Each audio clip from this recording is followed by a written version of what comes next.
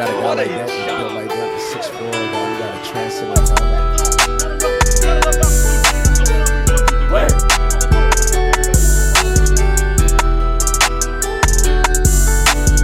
They got Jordan Davis last season. They bring Fletcher Cox back from Philly. So I'm sitting there like, we need to put something on this offensive line to combat that. What's going on? Welcome back, everybody. Today we will be hitting you with the NFC West. Off the top, we've got the San Francisco 49ers. The 49ers this offseason, kind of quiet, nothing too crazy, man. But they did acquire CMC last season. They've got a load of talent on this team, man. Blue chips all over the place. You got CMC, Debo. I think Ayuk can become one this season. Trent Williams, of course. I don't even care about his age. Nick Bosa, Fred Warner, and a possible Hufunga moving up into there. So I mean, they're Sheesh. talented all over the place. You got Kyle Shanahan, but they did lose a D'Amico Ryan. Talk to me about how you feel about the 49ers this season. Oh man, I think it's debatable, but this might be the most complete team in the NFL. Period. And then especially when you think about complimentary football, this is kind of like the embodiment of that. You got the mad scientist, Kyle Shanahan, probably the best offensive mind in football.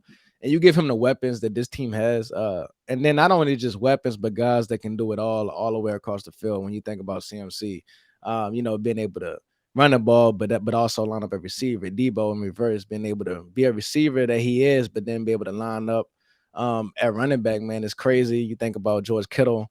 This guy's blocking defensive ends, man, and then still cutting you up in the seam, man. It's unheard of. And then to have a fullback like Kyle Juszczyk to be a lead blocker in that offense, also had a running ability, but also being a guy that can also catch passes. I think this is a team that just make you just have to guard every blade of grass there is, and probably the hardest team to be prepared for in the NFL outside of maybe Mahomes, just because he's the type of guy that he is, man. So deep team over there. I think we all know what to expect. They may not start off fast. They never seem to start off too fast, but it seems like once they hit their stride and they get rolling, we know who they are. And they'll be right up there, top 1, 2, 3, wherever you want to put them. They'll be somewhere in the mix, and they'll be a tough out come this time, next December or whatever, playoff football, but they'll be there. To me, in the NFC, there's a tier of three teams, and it's the Eagles, Cowboys, 49ers, not in that order, and then everybody else. And you know you're in that tier when you're not even worried about it in the third round and you draft a kicker. Yeah, facts. That it's crazy. Like imagine the third that's wild to me. The biggest question I have for the 49ers, it seems like everything's going to be all right with Brock Purdy. Like he will be on pace to return at the start of the season, and they brought Sam Darnold in there. What on earth is going to happen with Trey Lance, man? They gave up a lot, but they might have saved themselves with Mr. Irrelevant. Look, I say, look, if why not just give him a chance if Purdy isn't ready? Like if Purdy starts week 1 and he looks like himself, cool. But being that how deep this team is, I don't see the rush to put him out there if he isn't ready. So and that kind of leads me back to, do I put Sam Darnold out there or do I put Trey Lance out there? Well, you put a Trey Lance out there, and it's kind of like a twofold thing. Like if he does well, great. You get a chance to see if he could be that future guy, if he still has that ceiling, which we know is high. And on the outside of that, maybe we got some trade base, some trade value to kind of recoup back what we lost, man. But I've been hearing great things about Trey Lance's offseason. He's playing. They say he look a lot better. You hear some of the veterans guys come out like Debo and speak highly of him, saying he looks like a total different guy. This is a complete 180 from what we heard last offseason, so that's great. But then I think in general, I do feel like Brock Purdy has won his team over, man. I think they're all behind him. I think this is his team, and I think as soon as he gets back in there, I think they'll be ready to roll. So, like you said, that's the only question. But I don't even think it's a question of, like, does it really matter? It's just temporary at this point. It doesn't really matter. We know they'll be in the thick of things. One thing I will say with Trey Lance in that situation, man, we all saw Baker Mayfield light it up his rookie year, and look at him now. Anything is possible with Brock Purdy. Like it could just be a fluke, but Trey Lance as trade bait could be a good idea. And like you said, I mean, anything is possible. We've seen crazier things happen in the NFL. I mean, we seen Jimmy G, the former quarterback, come over. They thought, look, wasn't Kraft, he was ready to move off for Tom Brady for him, thinking he was the next best thing. Now look at how we look at, that in hindsight. So a lot of guys flash. Hmm. Geno could very well go back to who he once was before. But I mean, he gave us a good indication of who he was. I think the main thing that sold a lot of people over in San Fran was not just the arm talent, but just seeing how poised he was, and how calm he was all the way through. It seemed like he'd been there before. Nothing shook him, you know what I mean? And I think for a team that's where they are, a veteran-led team, and kind of already there as deep as they is, they kind of need a guy to be in there to have that type of confidence. And I think he, he has that for this team, and I think they love him for it. Speaking of Geno Smith and the Seattle Seahawks, man, that's my first question. Pretty much the biggest question I have there with Seattle is, can Geno do it again? It's very different than the conversation with Brock Purdy because Geno has literally let us down before. It was bad when Geno first started, but I mean, last season he's been quiet all this time, man. And maybe he did just put it together. Maybe it was just upstairs. The cornerstones over in Seattle to me. I mean, you got Metcalf, you got Tyler Lockett. I mean, he's not a blue chip, a cornerstone, but I mean, he's there and he gets the work done. I think Jordan Brooks is a terrific linebacker that they got over there, and they might have just found something in last year's draft with the starting tackles Oh, and Woolen. they found everything. What? Look, they got all the blue chip players, man. If you're talking about young nucleus, I think that's the best young nucleus in the league, man. You know what I mean? As a GM, that to get this team this young and have all these players sign me up all day, any Sunday. Um, and then to say they had that draft last year, and then you combine that with what they did this year. I think they got the best receiver in the draft to me and Jackson Smith and Jigma. And then it's debatable. We'll see how it shakes out. But I think very well they could have got the best cornerback in this draft with Devin Witherspoon. And you pair that with Willen, man, they cooking over there in Seattle, man. So I think it all comes back down to Geno Smith. But I'm glad they brought him back.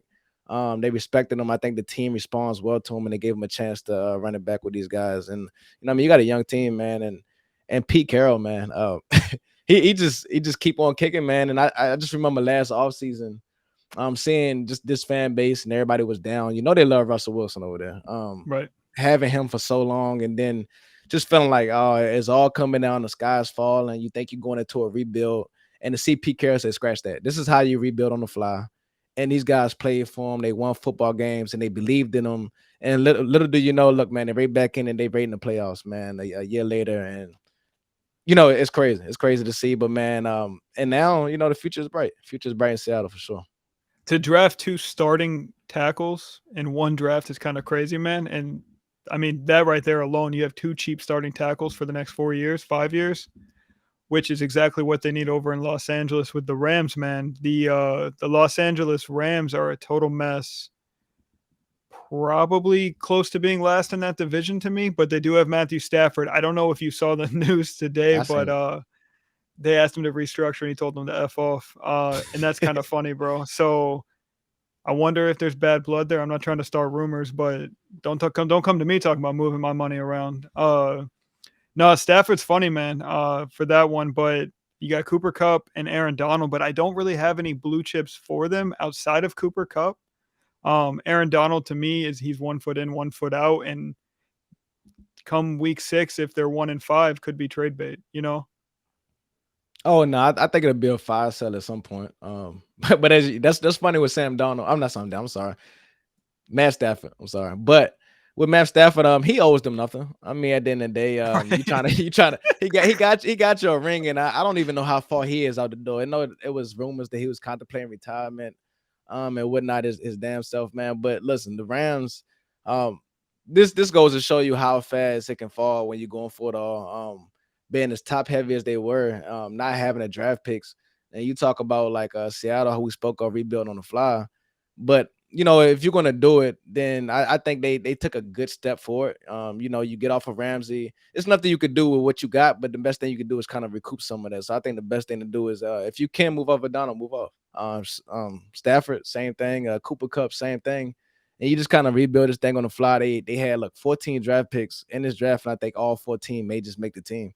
It just goes to show you how crazy the depth is on here. They only was able to sign one guy in free agency, and that's crazy to hear. So it just goes to show you, look, the money is slim. They had to restructure all this just to sign their draft picks to get all these guys in the building, man. So just focus on the draft. That's all they can do.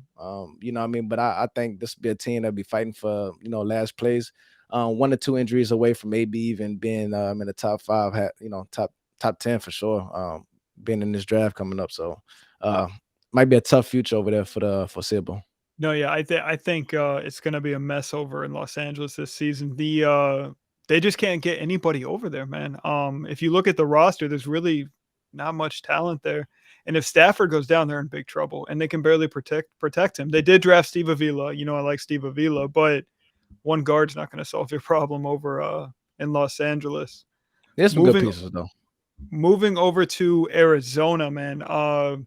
As far as blue chips go on this team, I got Buda Baker and maybe Zaven Collins. Buda's one of the top safeties in the league. But the biggest question is, will Kyler Murray be ready to play football in time? And how will their first year head coach do? I mean, it's tough, man. I don't know when Kyler's going to come back, but it raises like a hypothetical to me. If they fall in a big enough hole, let's say the rehab is not going how they want. They want to kind of take it a little bit slow, and they fall to like a hole of let's say 1-8, somewhere in that ballpark. Do you kind of contemplate the idea of maybe just resting him this year with the idea of getting a number 1 overall pick, and then maybe just kind of, if he's good, like, you know what I mean, you rebuild this thing, cost a team to come up, trade a farm for him, or do you just go get Caleb Williams and just kind of redo this thing all over? I think if I'm Arizona, man, you kind of know what you have in Kyler, but an ACL tear in what was it, November? Like, Stuff. any plays quarterback, man. We don't know if he'll be ready. Like, and if he is, like, how ready? Because how mobile will he be? That's a big part of his game. And if I'm the Cardinals, I think you're just in a better position to rest him. And if you end up going downhill and can enter the Caleb Williams sweepstakes, you do that, man. If you can get back on a rookie contract with a better prospect than what you know, with a prospect who's better than you know what Kyler is. You know what I mean? And I think they know what he is for the most part. Talent. Look, he has all the talent, man. It's crazy. Like every year we always hear, "Oh, we've never seen anything like this. This is a generational talent."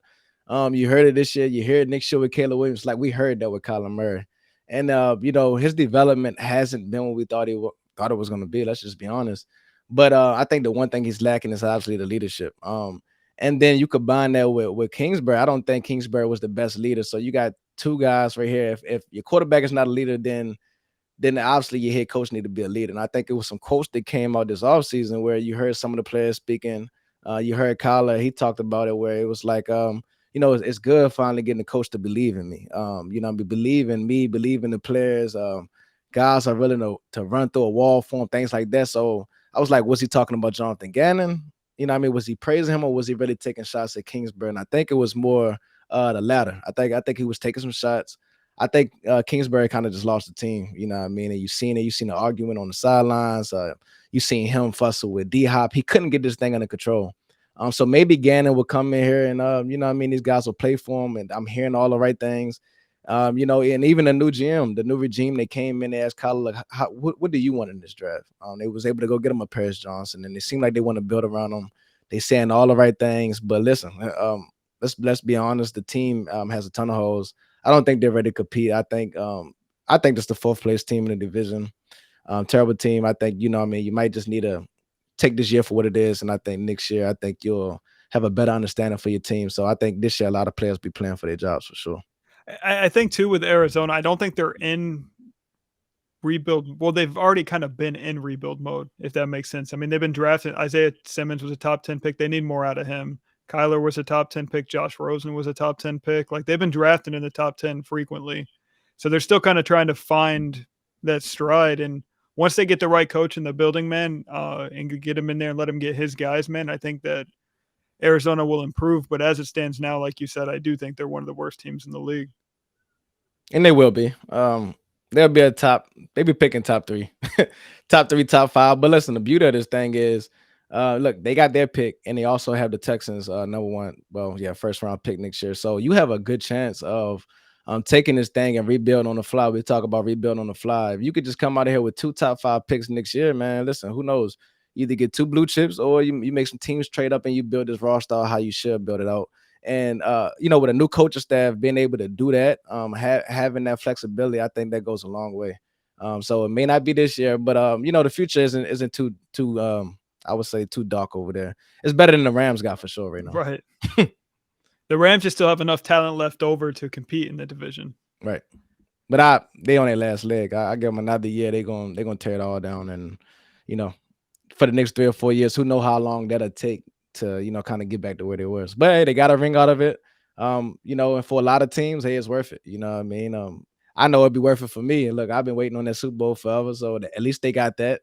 Brought it back to LA. You know what I mean? They claimed them over there, so that's cool. But I think it's another funny vision. I think we all know who the class of this is. The 49ers are obviously that team. I think they'll be there. But listen, Seattle is not too far behind.